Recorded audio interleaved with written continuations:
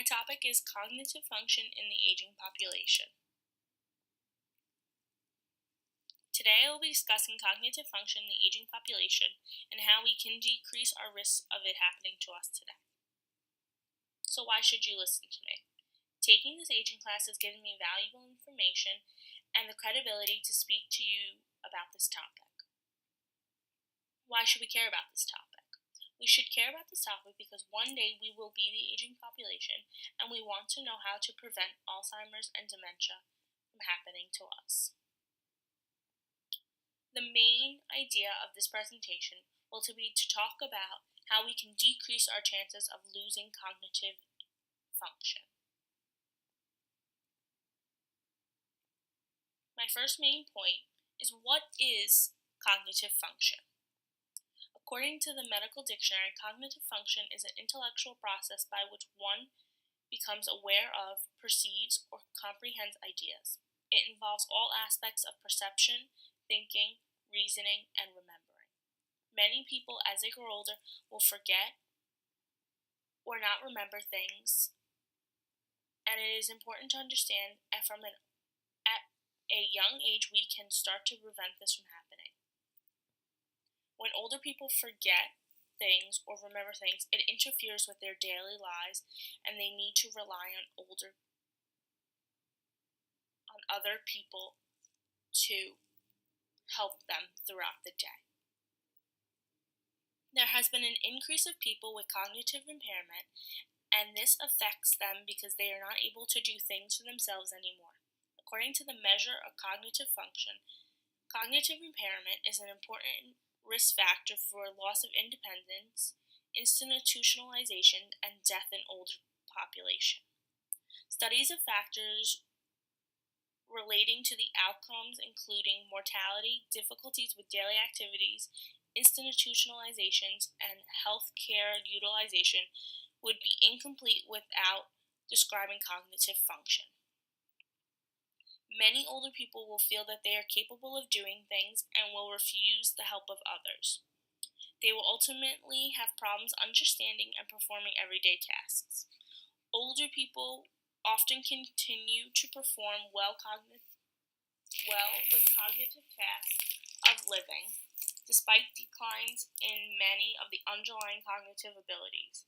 For cognitive tasks that require new learning or that depend on the speed of response, performance diminished with age, such as performance is also related to the ability of and enact certain tasks such as daily lives, such as paying bills or cooking dinner. According to the Aging Mind, Opportunities in Cognitive Research.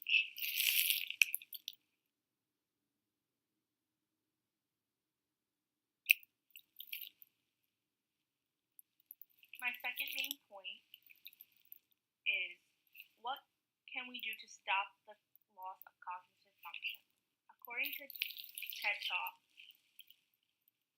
A Key to Successful Aging, Claire Stevens, 25% of longevity is inherited, which means 75% has to do with the risk factors like diet and exercise. People who are stronger and are able to move have a longer lifespan because the study shows that there is less white matter and gray matter in their brain. Anaerobic exercise is also shown that it helps people prevent dementia and loss of cognitive function. Living a longer life has nothing to do with your genes and more to do with the environment. So if you are active and continue to move, you will live a longer life based on the research found.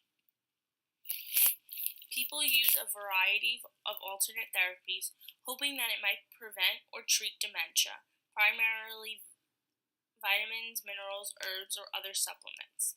There is evidence from observational studies, randomized clinical trials conducted at one single site, and non-randomized clinical trials that supplements may help prevent or treat dementia, according to the use of dietary supplements for the cognitive health. Results of a national survey of adults in the United States. My third point comes from the 8 habits that improve cognitive function. The first one is brain training games.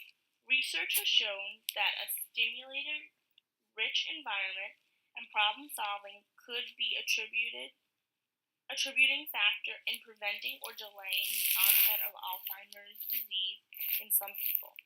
Simple word searches and word puzzles can help prevent the loss of our cognitive function. Another one is exercise. This can help us prevent the decline of cognitive function.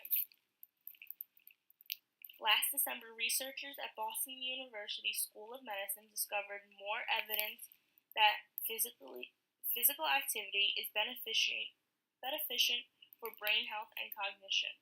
The study found that certain hormones which are increased during exercise may help improve memory.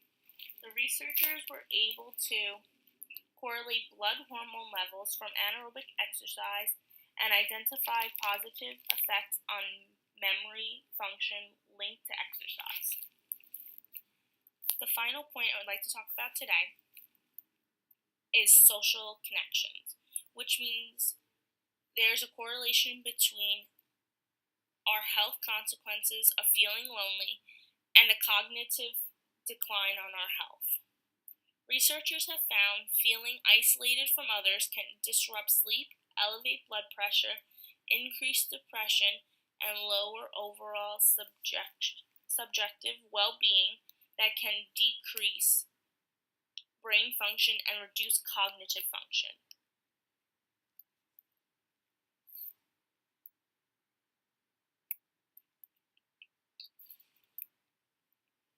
In conclusion, many people in the aging population will have some type of cognitive loss, but you may prevent it in your earlier years.